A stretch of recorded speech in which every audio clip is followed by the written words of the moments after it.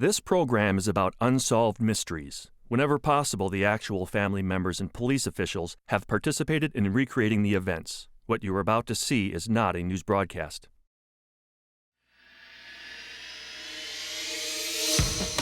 The Ouija board. To some, an entertaining parlor game. To others, a strange and wondrous instrument, able to bridge the gap between the living and the dead.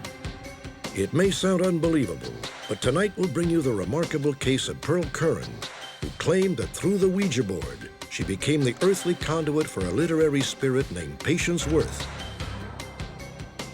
September 1993. A motel manager reports an abandoned car in his parking lot. The vehicle belongs to Justin Burgwinkel, an Army enlisted man who had apparently gone AWOL 3 months earlier. To Justin's parents, the discovery was the latest twist in a dark scenario that may have led to their son's death. At first, it seemed like a routine drug case, a few grams of cocaine smuggled across state lines in a box of clothes. But then a fistful of suspicious $100 bills put investigators on the trail of a king's ransom and bogus C-notes. Now authorities need your help to capture one of the most prolific counterfeiters in history. Join me. Perhaps you hold the key. Perhaps you may be able to help solve a mystery.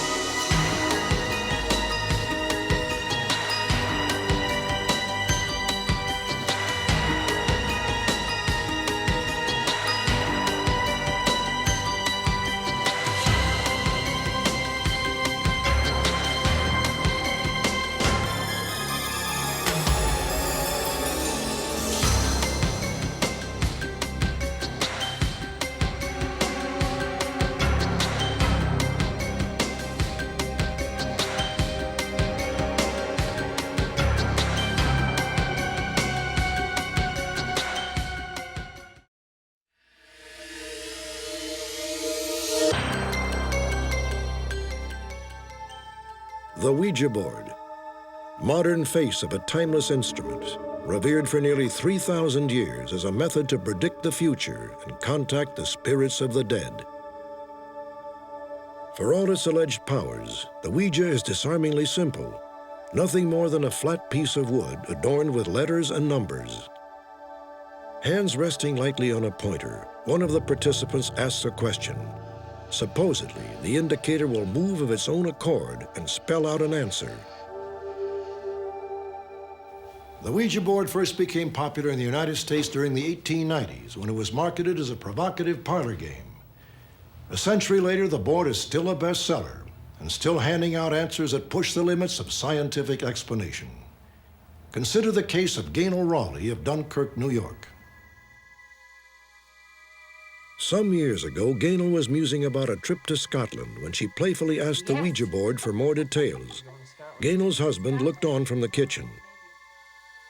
I wonder who I'm going to go to Scotland with, who I'm going to cross the border with. I didn't really ask the Ouija board that. I just said it, kind of sarcastic. You know, who's going to be with me when I go across the border? That's what I'd like to know. Whoa. Gaynell says that without hesitation, the pointer began to move. And? Soon the baffling answer was complete. J.D. MacDonald. The Raleighs did not know a single person with that last name. J.D. MacDonald. Fun though, huh? 6 months later, the Raleighs were steaming across England headed for the Scottish border.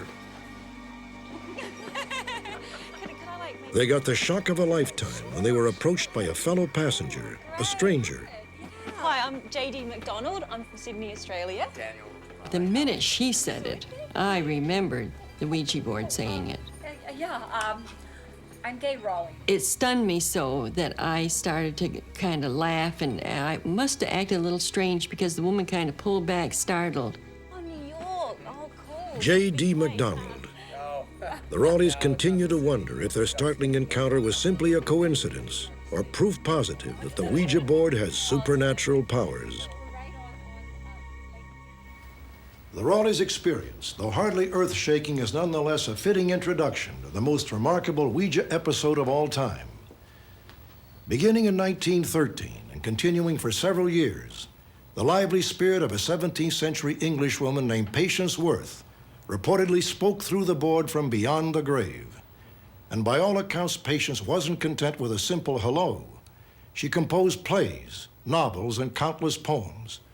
An astounding body of work filling some 30 volumes that is yet to be fully explained.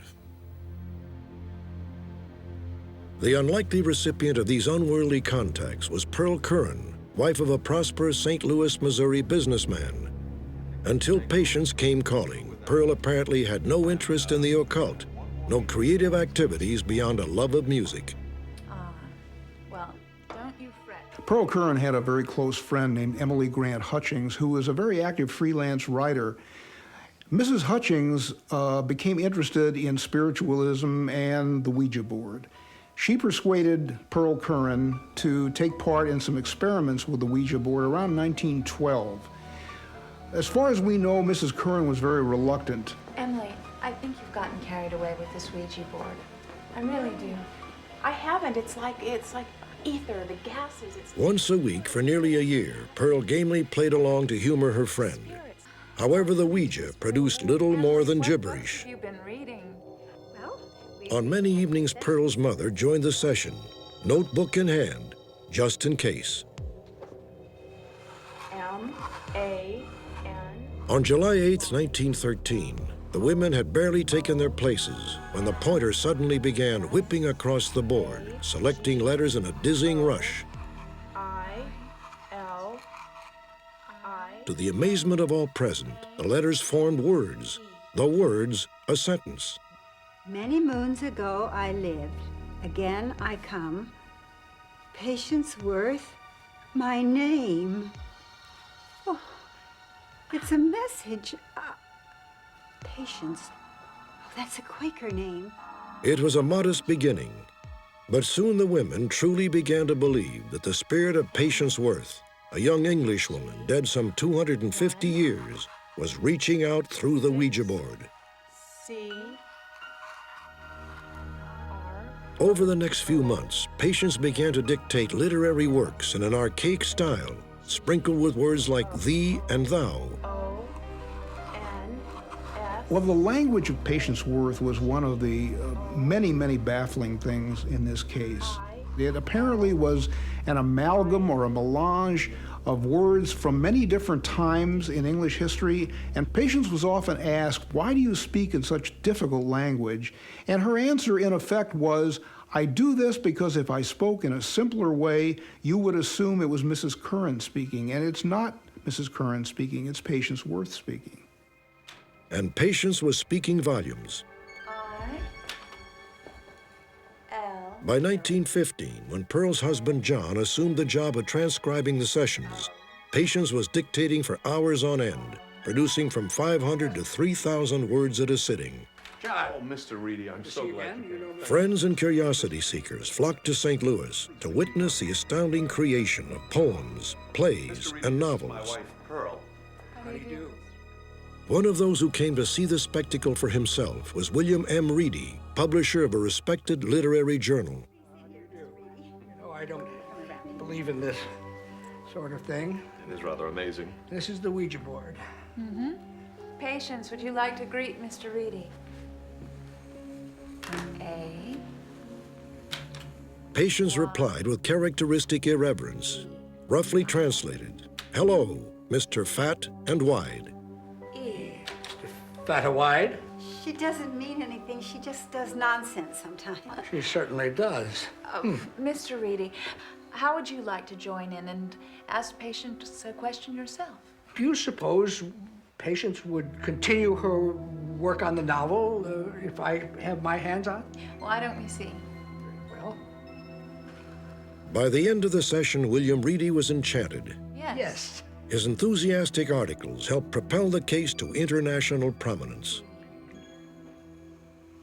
Reedy never was willing to admit that Patience Worth was indeed a spirit. He never would go that far. But what he did proclaim, and he proclaimed it again and again in his journal, was the literary merit of the writings of Patience Worth. In fact, he said that these were extremely, extremely remarkable writings, almost unparalleled in literary history.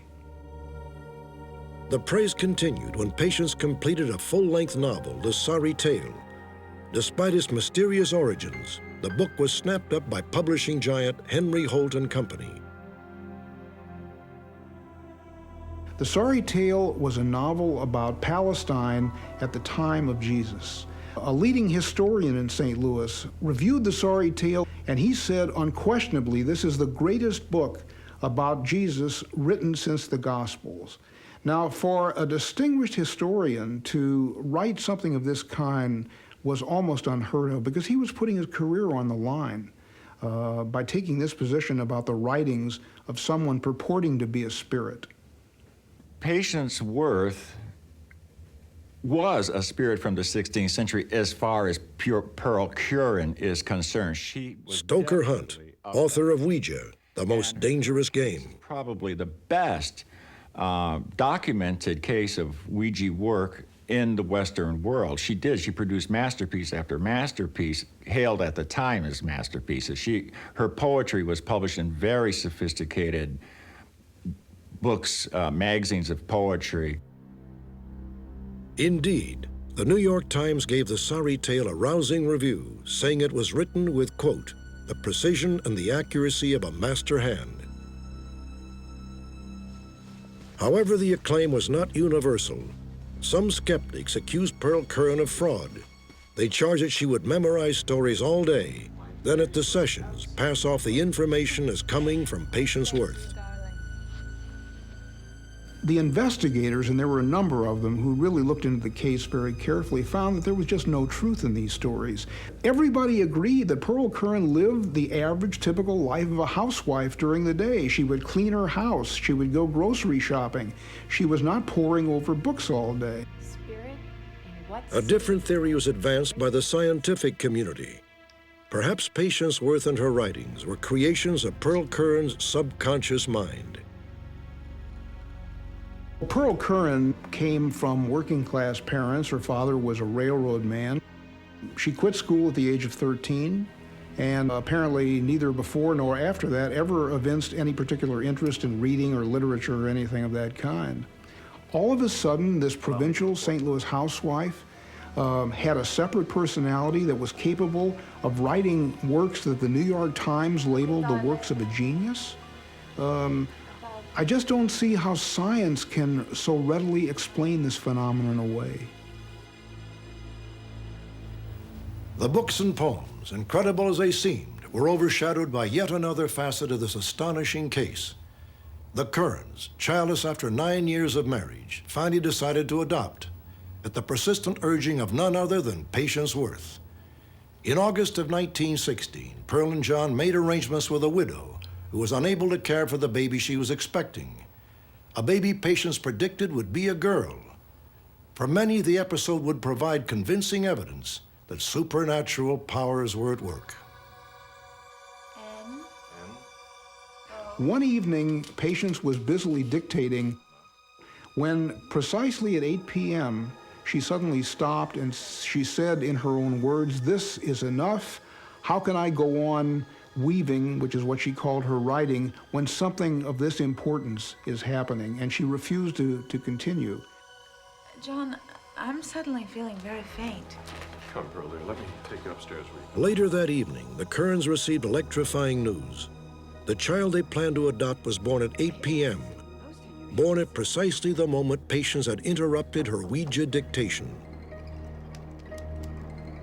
Just as Patience had foretold, the infant turned out to be a girl. It was the first of several uncanny coincidences noted by the CURRANs. They further found, after visiting the child, that the baby had red hair and brown eyes, the exact coloration that Patience Worth often had claimed for herself. They also found out that the mother of the child had ancestry that was English-Scotch, and this was the very same ancestry that Patience Worth had claimed for herself. We're gonna call her Patience. Patience Worth CURRAN. For most spirits, this would have been accomplishment enough. However, Patience Worth continued to dictate through the Ouija board, and a second novel entitled Hope True Blood hit the stores in 1918. The communication between Pearl and Patience continued unabated for another 19 years. Pearl's husband, John, transcribed the sessions until his death in 1922. In 1930, at the urging of a close friend, Pearl moved from St. Louis to Los Angeles. In November of 1937, the legacy of Patience Worth drew to a close with a disquieting prediction. Patience has shown me the end of the road. So it's time for you to carry on as best you can. But I'm a bit tired, and I think I'm going to go in for... Pearl Curran was apparently healthy when she uttered those words. Inexplicably, she fell ill within 2 weeks. Within another week, she was dead. The voice of Patience Worth had been stilled. Over the course of 24 years, Patience Worth dictated some 4 million words. Her poetry appeared in respected journals. Her novels basked in critical acclaim. But was Patience Worth really a ghost who communicated through Pearl Curran? Perhaps the best answer came from Patience herself. After relentless questioning by a skeptic, Patience shot back a challenge, essentially. If you're so sure this is a trick, let's see you do it. Next, join the hunt for a master counterfeiter who printed up millions in bogus bills.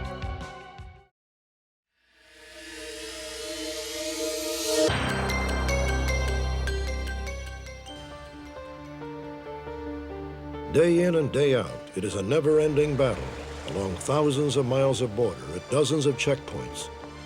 Customs agents face long odds trying to choke off the stream of drugs flooding the United States from Mexico. But every now and then, officials get an unexpected break. In January of 1995, an alert shipping clerk in the border town of Brownsville, Texas, tipped off authorities to suspected narcotics activity. Investigators jumped on the lead. They never dreamed that their routine drug case would take a surprising twist and blow the cover of a master counterfeiter who was literally making millions. It all started when a man named John Vogel sent a package to his business address in Minnesota. Okay, what are you shipping today? What do you mean? What's inside the box? What? Well, what did I put down on the form? You wrote down clothes. Yeah, that's right. Clothes. And it's going to Minnesota? Yeah. The clerk was suspicious with Vogel's answers to the questions.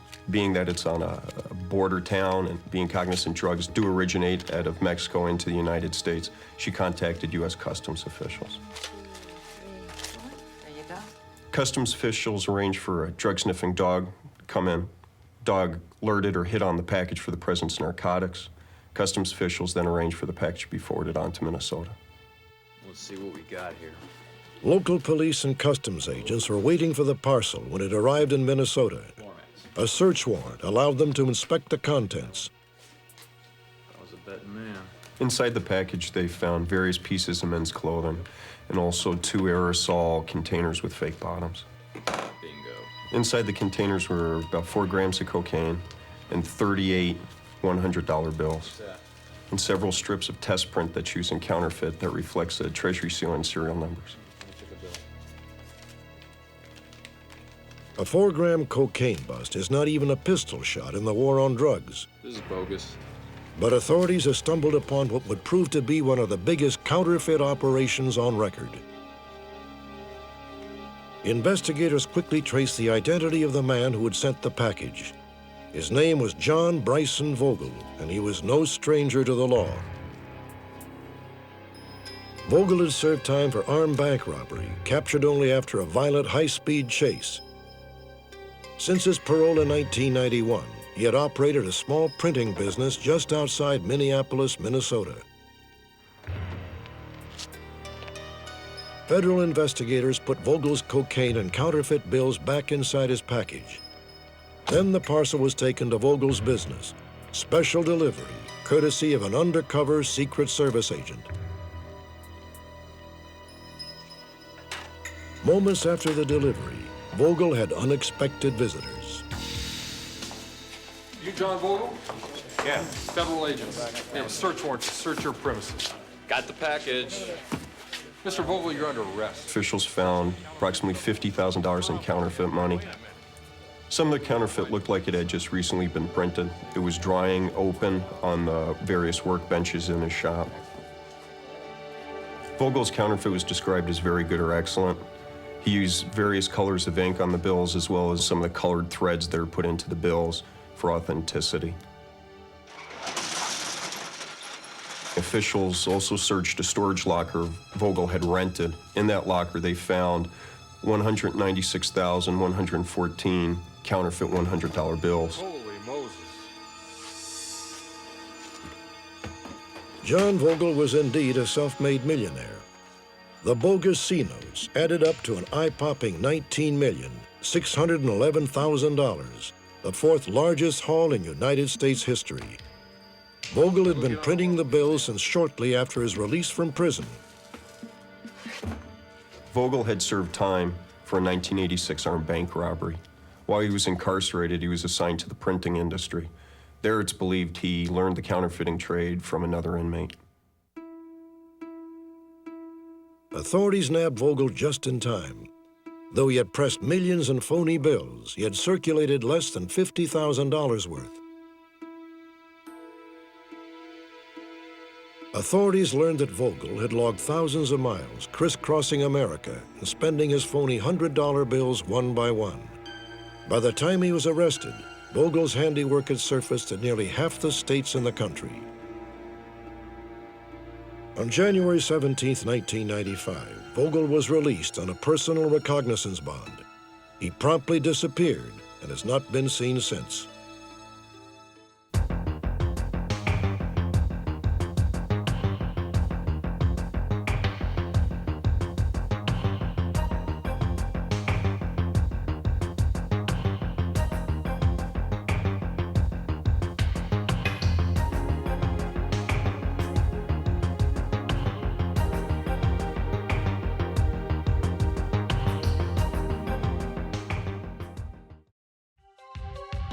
Next, the strange case of Justin Burgwinkel.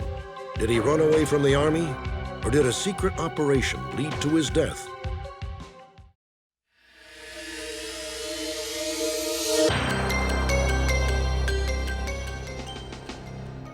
Justin Burgwinkel, specialist, United States Army. He reported for duty in the summer of 1990. In the summer of 1993, he went AWOL, absent without leave, and inexplicably disappeared. 3 months later, Justin's car was found, gathering dust in the parking lot of a remote Northern California motel.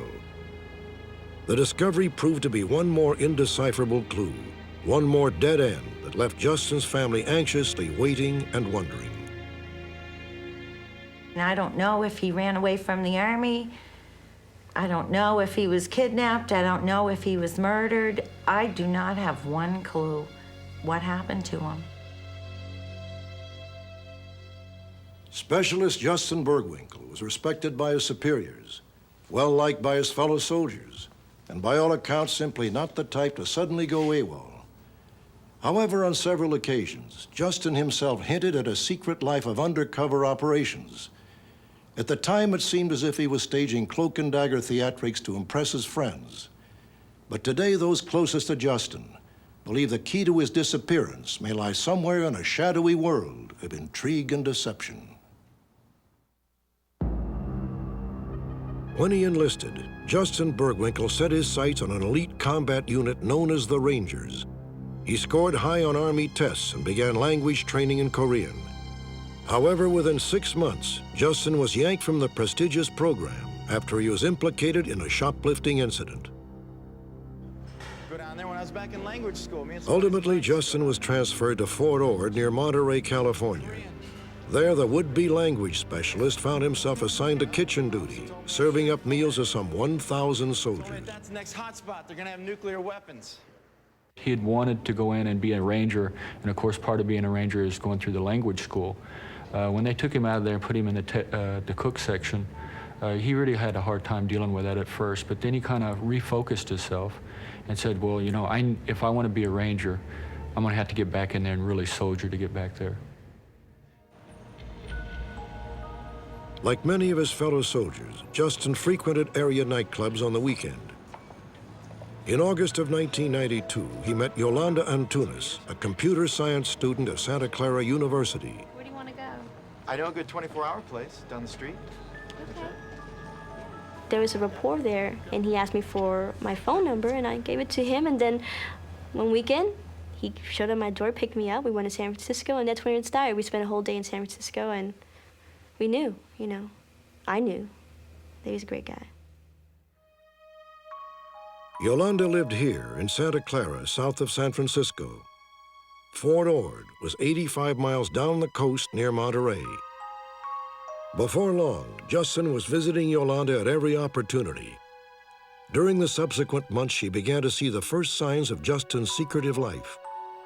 Citing urgent business, he would interrupt his stay to shuttle back and forth between Yolanda's apartment and Monterey.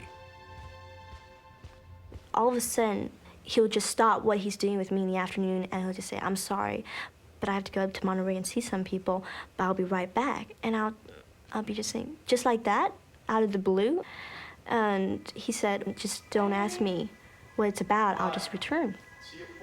And that started kind of bothering me because we would have a good day, and all of a sudden he'll leave. And then he started getting more vague. I can't tell you. I really can't discuss this with you right now. It's not right for you to know. And later on, it became more like, it just won't be a good thing for you to know. It won't be, you know, I'm doing something, you know, kind of secret, and I can't reveal it to you. In February of 1993, Justin was transferred from Fort Ord to Fort Lewis near Tacoma, Washington. It wasn't until May, some 10 weeks later, that Justin made the trip south to spend a 2-week furlough with Yolanda. She recalls the visit as a jumble of baffling incidents and odd behavior. Justin always had a briefcase with him, but I didn't think much of it because a briefcase is a briefcase. You can't make much about a briefcase, except he would be very secretive about it. He would never open it in front of me.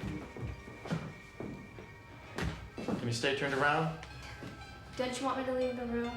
No, just please stay turned around.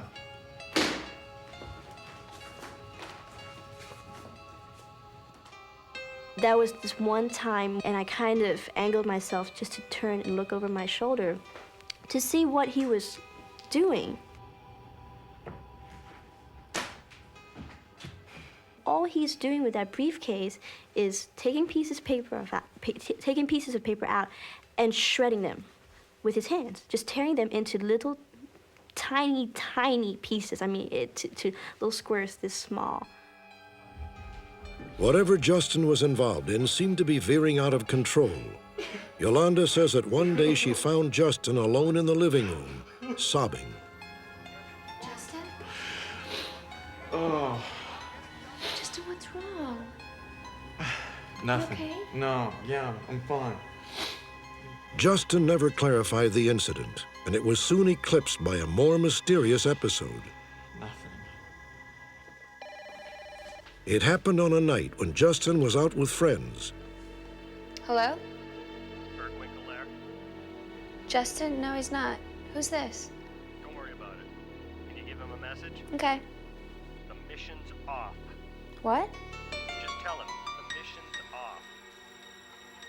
The mission's off. That's right. Justin came back, I woke up because I heard him, and he looked completely pale, completely frightened. Hi, Justin. Justin, you had a phone call tonight. Here? Yeah, some guy called and said that the mission's off. What mission? Damn it! Damn it! Oh. Justin? What time did they call? I think it was around 9:30. Who was it? What'd they say the name was? They didn't give a name. They just said, tell him that the mission's off, and they just hung up. Damn it! Damn it! Justin, who are they? Who are these people? Justin refused to discuss the call or explain the message. Yolanda was still in the dark a few days later when Justin packed his bags and headed back to Fort Lewis. I'm gonna go down and see her next weekend. I'm gonna drive down. During his first week back at the base, Justin called his parents and sounded perfectly normal and upbeat. I'm doing good. How about you guys? However, at around the same time, for reasons that remain obscure, Justin purchased 2 handguns and more than 100 rounds of ammunition. Friday, June 4th, 1993, 0430 hours. Private Justin Burgwinkel failed to report for kitchen duty at Fort Lewis. The dining facility should have reported him as being absent Friday when he didn't show up. Because he was a good soldier, he'd never been in trouble before that. They kind of tried to protect him and say, well, we'll find out where he is and deal with it ourselves instead of turning him in. Have I seen Burgwinkel? Monday morning, they realized that they couldn't protect him any longer because it had been a long time, and they suspected that, something out of the ordinary was going on. Yeah, Captain Heinzelman. Now, this is the duty sergeant in the mess hall. Got an AWOL, sir. It looks like... For a man who had apparently gone AWOL, Justin was not making much of an effort to hide.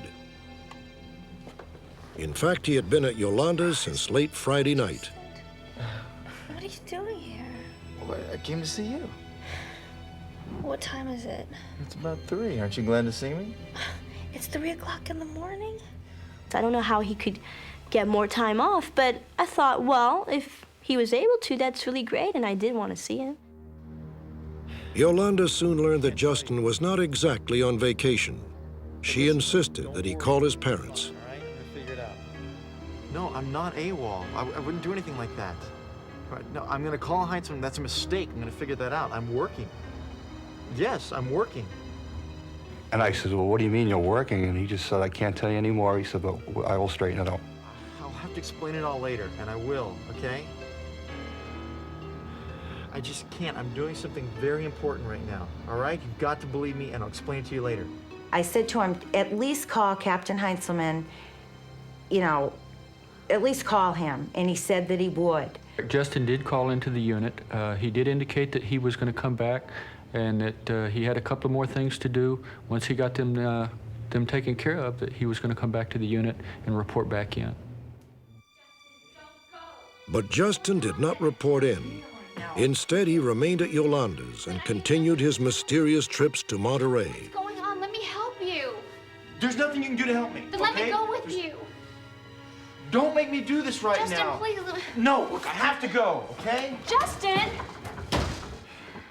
All right. What are you getting yourself into? You know the movie White Sands? Watch that movie, okay? In a conversation with his parents, Justin had made the same cryptic reference to the film White Sands. Released in 1992, the movie plunges its viewers and its briefcase-toting hero into the duplicitous world of international arms smuggling. It's about gun running, the FBI and the CIA, and this one's against this one, and you don't know who the good guy is, and you don't know who the bad guy is, and... then I thought, are you working for the CIA? It was all too confusing, but that's the only clue, if anything, that he's ever given me about it. See you later. Saturday, June 12th. Justin left Yolanda's apartment at around 10 a.m., once again headed for Monterey. But this time, Justin Burgwinkel would not come back.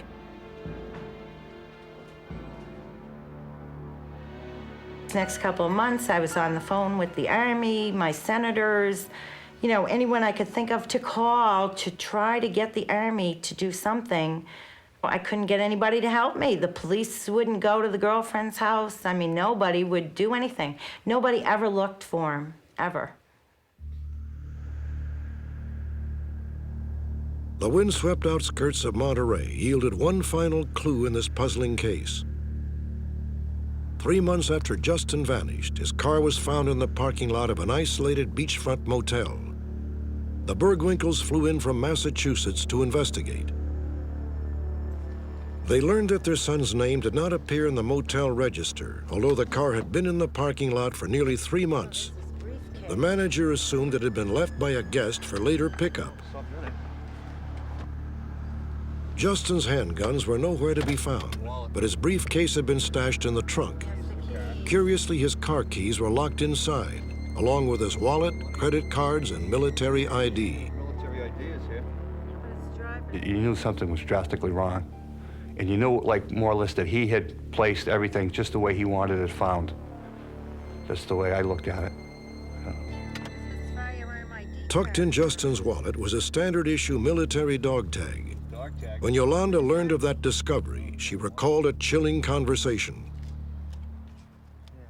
We were driving down one time in his car, and Justin had his dog tags, and he said, "Do you know what they're for?" I kind of had an idea, but I just said, no, what are they for? And he says, well, when a soldier dies, they put in his teeth so you can identify him. And I said, okay. He says, well, if you ever see these, you know, lying around, you know, that means I'm dead. Is Justin BURGWINKEL dead, swallowed up by a murky secret life? Or did he simply run away and cover his disappearance with an elaborate fantasy plucked from a Hollywood movie? I really don't think it's possible that he ran away. The three things he loves: he loved his mother, he loved his girlfriend deeply, and he loved his car. And in that day, he just threw everything away. Everything was gone. I just can't believe anybody could do that without any trace or anything. Justin was not the type of person that would go AWOL. Very reliable, dependable. You could always count on him to get the job done. So him going AWOL surprised everybody that I knew. It just didn't happen with him. I like to believe he's still alive. I don't like to think he's dead, but if he was, I wish I could find out, and then I could at least bury him and put it to rest, because the not knowing, that's about the worst thing that I can imagine, is not knowing what happened to him. In a moment, murder invades a small town when an unknown hitchhiker turns violent.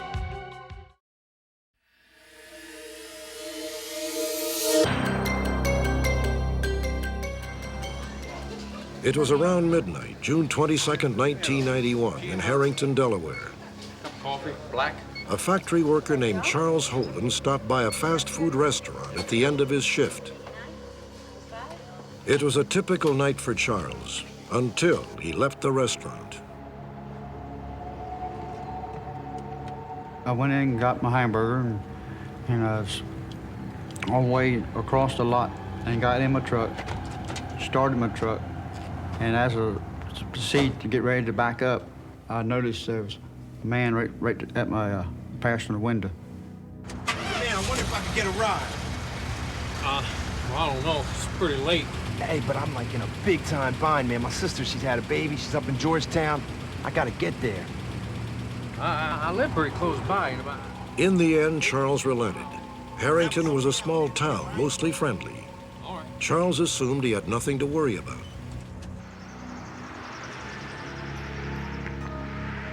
3 miles down Highway 14, Charles reached the intersection where he normally turned to go home.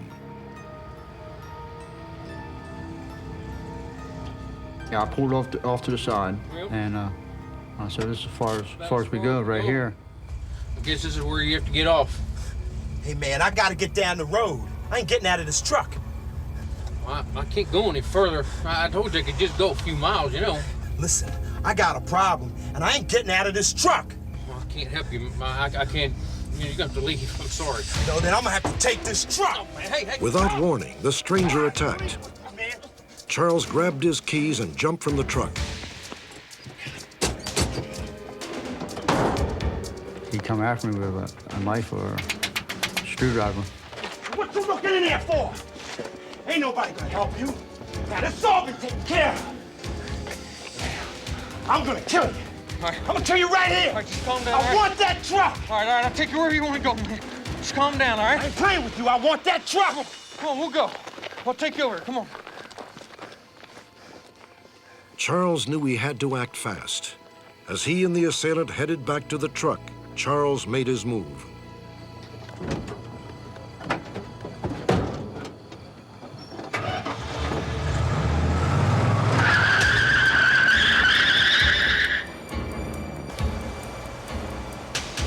Charles sped off in the opposite direction of his house so the man could not follow him home.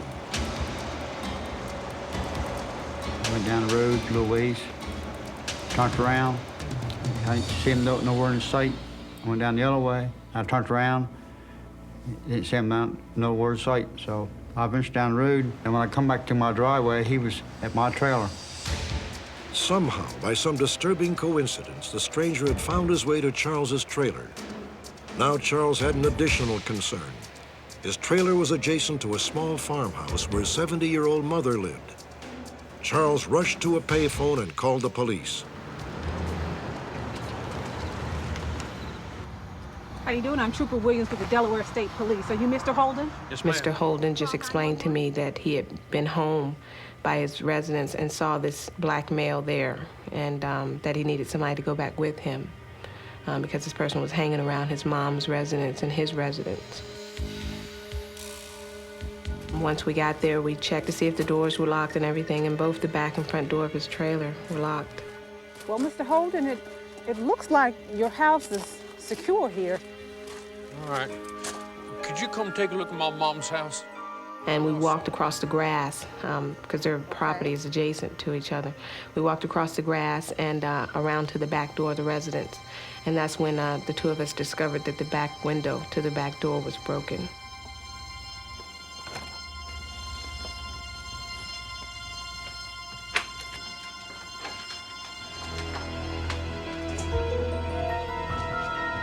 Mom?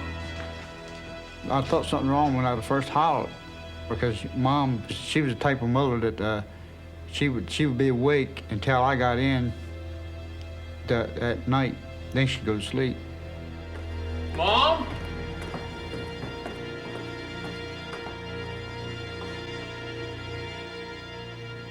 In an upstairs bedroom, Charles Holden found the body of his mother, Dorothy Donovan. Dorothy had been stabbed repeatedly in the chest, arms, and face.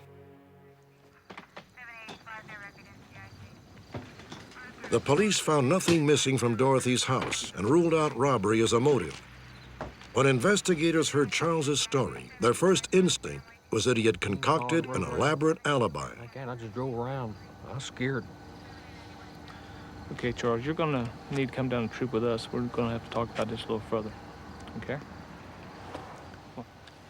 Just the mere coincidence of what he said happened was difficult for the investigators to believe that he picks this guy up, takes him a couple miles, drops him off, and next thing you know, he's at his mom's house, never having met this lady or Charles before, killing Dorothy Donovan. It just was very hard to believe, and it wasn't until we were able to go back and interview the people at the fast food restaurant were we able to, see that, yes, this black male did exist. If I could ask you ladies to do me like a really big favor, I'm trying to get up to Georgetown. Also later that day, we were able to obtain certain physical evidence at the scene, that being a bloody palm print. And we also have found two sources of DNA inside the residence. Neither of this physical evidence comes back to Charles Holden. So therefore, because of these things, we were able to eliminate Charles as a suspect. The whole story seemed like a big nightmare to me. It's just like you're in some kind of a dream. You don't think it really happened. You think you could drive over to my mother's house and she'd be there, but I know that's not going to be happening. She meant the world to me. She called me every morning and never even say goodnight to us. Best friend I ever had. I miss that dearly. If she had been killed in an automobile wreck or had a medical problem, I could have accepted that. And I don't think anybody has a right to kill someone and to take their life away like that.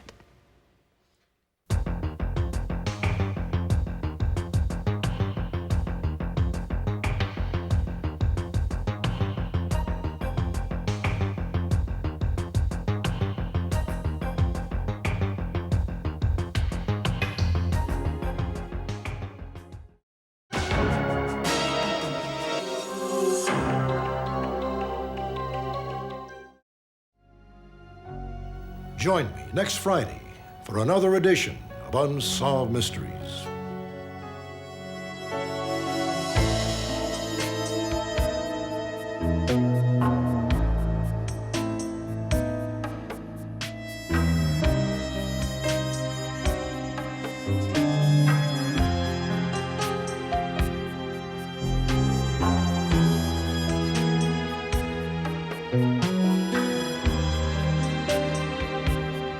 Unsolved.